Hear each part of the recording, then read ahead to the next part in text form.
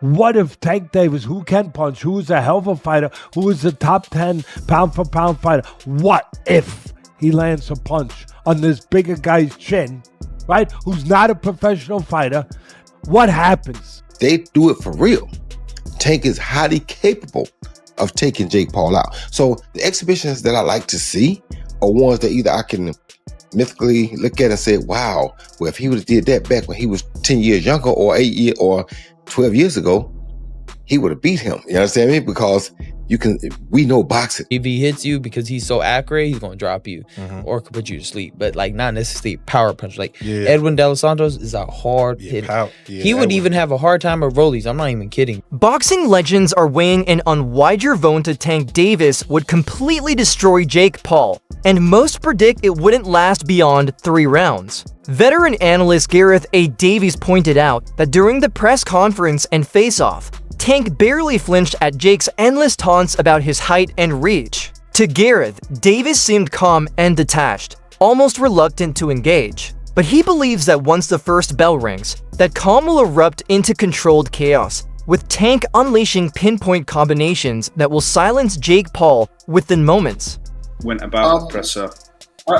He reminded me of a northern football fan being dragged to a shopping centre on a Saturday afternoon rather than being allowed to go to his favourite Liverpool seat. You'll relate to that, won't you? It was almost like he'd been shackled and dragged there against his will. Even when they faced off, it was as if Jake Paul had a bad smell about him or something. He didn't want to get near Jake Paul. He didn't want to... Just going to plug this in as well. I just realised it's not plugged in. It was almost as if he didn't want to indulge anyone at all. Like he'd signed up against his will, and then it's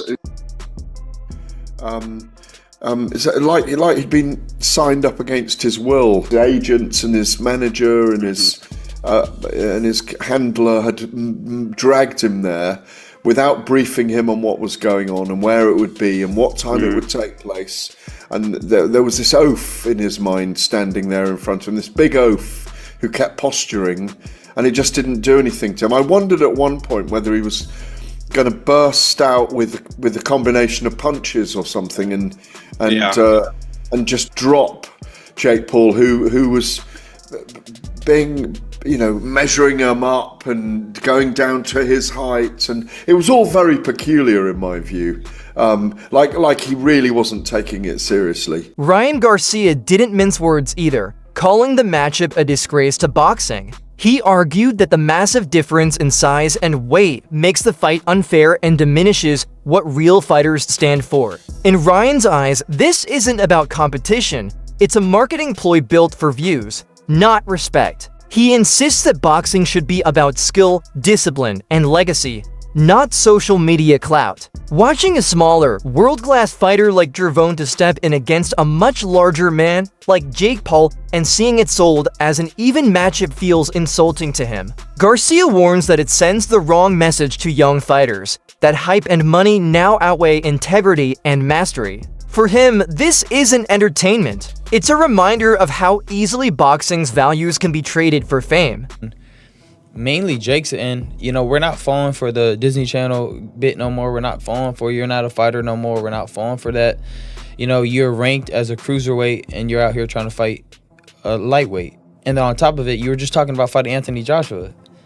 That doesn't make no sense. And, I just felt like it was a disgrace to boxing and kind of it was not a good move by Jake Paul.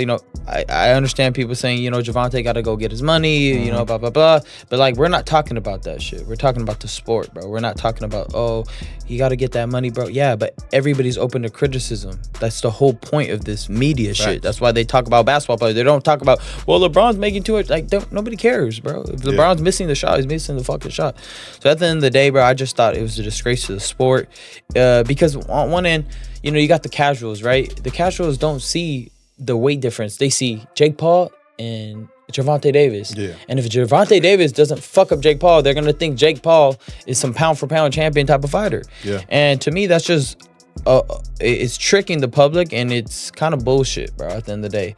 Because at the end of the day, if Gervonta was Jake Paul's size, we wouldn't even be having this conversation. There probably wouldn't even be a fight. Yeah, you know what I mean? So I just think that it's a disgrace to boxing. Well, we got to play devil's advocate because people were saying, well, Ryan, you called out Jake Paul before too, so how would you say that? What do you have to say to the people that were saying that? Well, to you? I'm way bigger than Gervonta Davis. Gervonta Davis is 5'4", and his last fight was at 133. My last fight was 147. I walk around 170. So, I mean, 170 to 190, whatever, however big is not too much difference. But you got Gervonta Davis, he's actually really small. Like, when I fought him, he's small. Yeah. So I just think it's a very unfair fight.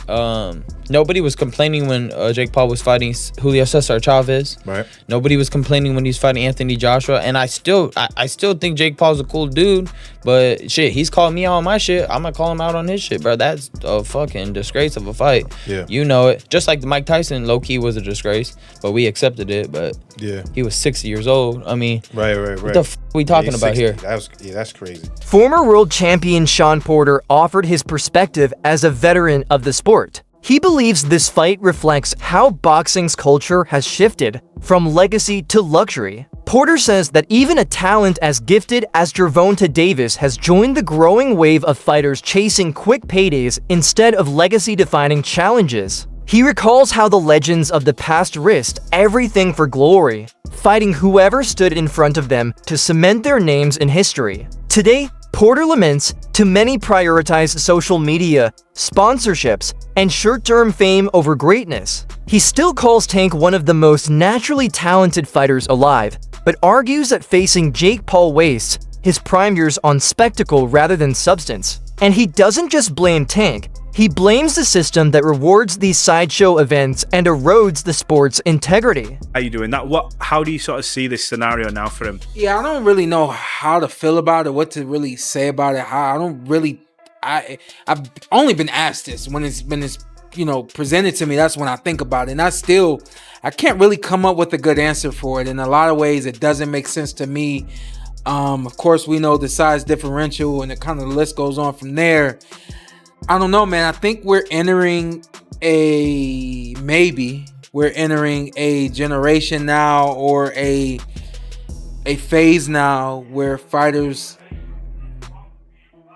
I don't know if it's fighters, I don't know if he doesn't care about the legacy, or if he feels like this fight doesn't matter, I'll get back to the legacy. I just don't know. This is truly it's not a legacy fight, but of course it is a generational money fight, Many analysts agree, saying the root problem isn't only the fighters, but the fans. Today's audience, they claim, fuels the circus. Technical, high-level bouts between true champions barely trend, while influencer matchups dominate the spotlight. Experts point to social media's influence, where controversy and chaos earn more attention than discipline and craft. Jake Paul didn't invent that trend, he mastered it. The modern audience now rewards drama over dedication, tuning in for trash talk instead of technique. As long as that continues, true boxers lose motivation to take risks for legacy, and boxing itself keeps drifting toward showbiz. Real champions fight for belts.